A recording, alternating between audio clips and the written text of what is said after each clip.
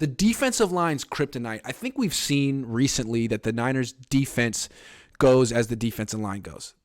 Usually, it's utterly dominant, and quarterbacks look at it. They respond to it like they're looking at Mike Tyson, and they're in the corner and they're like almost crying. But recently, there have been games where the Niners D-line hasn't been intimidating, hasn't been dominant, and hasn't been productive. Mm-hmm. And as a result, the Niners defense looks vulnerable. So it seems to me the Niners defensive line, surprise, a good offensive line. But not just a good offensive line, like a big, powerful one. Because I didn't even think the Raiders had a great offensive line. But it was big, and they could double team those D tackles and move them around. I think Seattle did it too. They did a great job against Nick Bosa. How many teams have this kryptonite and can present it to the Niners?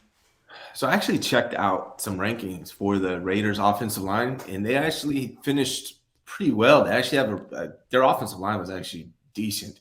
But where'd they rank them? Where'd they get ranked? According to this, remember, I was trying to find it. I wrote it down. Okay. Here. I think it was 6. Okay. I think it was 6, somewhere around that range. So they had a pretty good offensive line, actually. But you can also get by with scheme. The key for the 49ers, if you want to beat the 49ers defense, you get your quarterback away from Nick Bosa. You chip block Nick Bosa.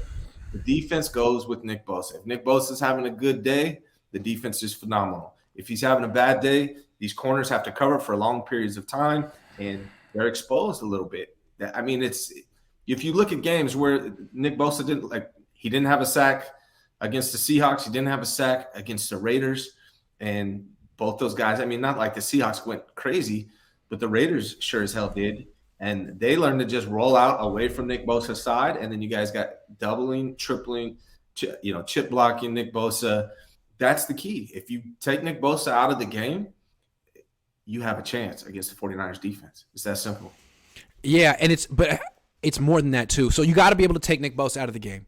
You also got to be able to run the ball on the 49ers. Yeah. You have to be balanced, and you got to impose your will in that way. And so you have to have a good interior offensive line too. And it's like they don't have it. Philly has it. Yeah, Philly does. Dallas has it. Yeah. I don't know the Giants so well. I know they have the left tackle. I don't know what their right tackle. I don't know what the rest of their offensive line is like. Mm-hmm. But we even saw it against Kansas City. Kansas City has it. They have a very good offensive line, and the Niners D-line was neutralized in that game. It's a big reason why they got shredded on defense in that game. So this is, again, it's on D'Amico. You're going to have to find a way to manufacture pressure. You can't just sit back and let this 4-man pass rush, because it's not the one Saleh had in 2019. There's no Buckner. There's no D Ford. Eric Armstead he has 1 sack this year, including the playoffs. Not the same guy he was in 2019, coming off a long absence. So you got to have to be creative. We have no pressure up the middle at all season long. It's either Bosa or nothing, and that's been the problem. Recently at Menahew, God love him. Menahew, yeah, he's doing decent. I would like to I'd like to see Drake Jackson, because I feel like when he's in, he flashes to me. Mm-hmm. But the 49ers had 44 sacks this year. How many did Bosa have? 19, 18 and a half? Yeah. That's almost half of the sacks that the 49ers have had. And honestly, most of the other sacks, probably a good half of the remaining sacks, came because of pressure from Nick Bosa. So the key is, if you stop Nick Bosa, everything else is going to be a lot easier for you if you're another team going against the 49ers. Make him defend the run.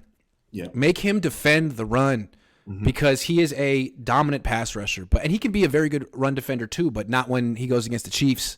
Yeah. Andy Reid makes him a liability as a run defender. So you have to be able to do all of that. And I don't know how many teams can. I don't know if Dallas can. I don't know if Tampa Bay can. Dallas has more of a chance of doing it than Tampa Bay. Tampa Bay doesn't even run. Exactly. That's what I'm saying about Tampa. Like Leonard Fournette, Tony Pollard's good. Yes, he is. Ezekiel Elliott's not. But Tony Pollard's good. Saquon Barkley's great. Miles Sanders is good. We saw that the Chiefs ran the ball at will on the Niners with Isaiah Pacheco and their wide receivers, and they neutralized Nick Bosa in that game. So they used his aggressiveness against him. And again, that concerns me. It feels like this is going to happen again to the Niners, and D'Amico has to have an answer for this. You can't just be like, well, if some team can sort of neutralize Bosa and run on us, we're screwed. Like, no. No, you got to be able to have an answer to this.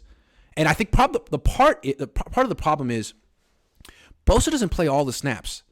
Armstead doesn't play all the snaps. They do a lot of rotating defensive linemen, and that second-team D-line, that's a green light to run the ball. When you have Hyder and McGill in there and Amenihue at DN, like, it's a green light. Run wherever you want.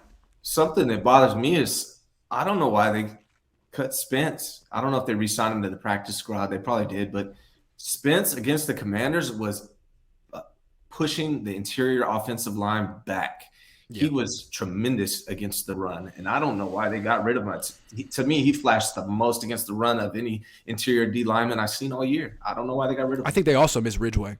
It's funny, they got Kinlaw back about a month ago, and I'm not saying it's his fault, but I think the run defense has kind of taken a dip. It's kind of coincided with his return, and it seems to me that he does play with the highest pad level of the D tackles. Armstead a little bit higher. But that's the one knock that D'Amico said about Kinlaw. But I will say, I think it was like 3rd and 2. And I think it was first quarter.